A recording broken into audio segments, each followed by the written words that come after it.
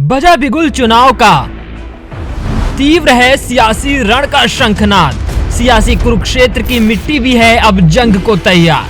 होगी यूपी के अस्तित्व के लिए कटाक्ष के तीरों की बौछार। हम बताएंगे किसकी होगी जीत और किसकी होगी हार। तो सी न्यूज भारत पर जुड़े यूपी विधानसभा चुनाव की महक कवरेज से।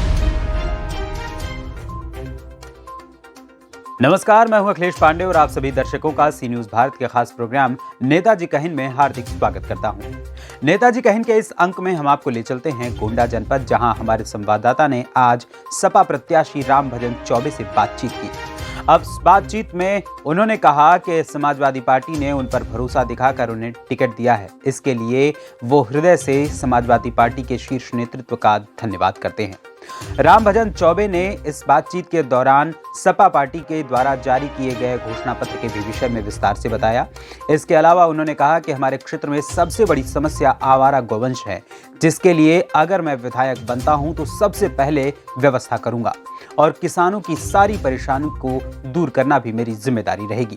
आइए देखते हैं हमारे संवाददाता गोंडा से शिवशंकर मिश्रा की ये खास रिपोर्ट। नमस्कार, इस समय हम तरफगंज विधानसभा के अंतर्गत पड़ने वाले इसी क्षेत्र में हैं और रामभजन चौबे जी हैं जो समाजवादी पार्टी के प्रत्याशी हैं। इससे पहले भी वो चुनाव लड़ चुके हैं, प्रधान भी हैं और यहाँ के लोकप्रिय नेता। जन जन में उनकी पकड़ है।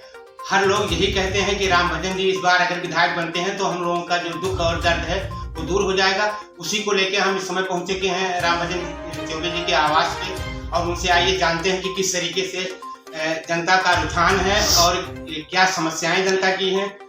जी, आप अपना परिचय बताएं। मैं रामभजन चौबे, विधानसभा तरफगंज 299 समाजवादी पार्टी का प्रत्याशी हूँ। जी, और आप ये बताएं कि इस समय जैसे इससे पहले जब सपा सरकार थी तो 100 नंबर की व्यवस्था की गई, एम्बुलेंस की व्यवस्था की गई और अब इस समय जो भाजपा सरकार थी उसमें क्या किया गया, क्या नहीं किया गया, इससे आप कुछ बताना चाहेंगे? केवल नंबर बदला गया है, कुछ किया नहीं गया है। कागजों पर सारे काम किए गए हैं, धरातल पर कोई कार्य नहीं हुआ। जी, और जो ये बांध बंधा हुआ है अपने यहाँ, इस बांध पे आपकी सरकार ने ही बांध बंधवाया था और 9 की लकड़ी और 90 खर्च, इस तरीके से लोगों का कहना है। तो आप क्या कहना चाहते हैं?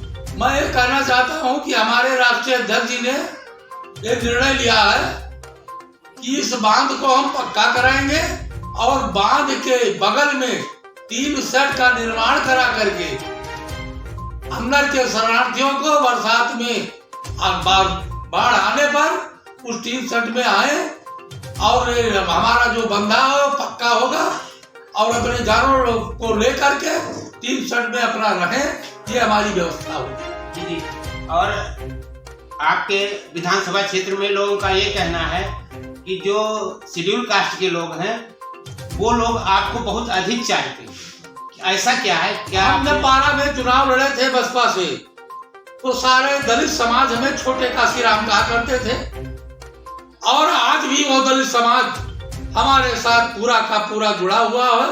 वो किसी के साथ नहीं है। जितने लोग हैं जो हमसे सम्मान मिला है उन्हें, वो हमको छोड़कर कहीं जाने वाले नहीं। जी, आवारा गौवंश पे आप कुछ कहना चाहेंगे?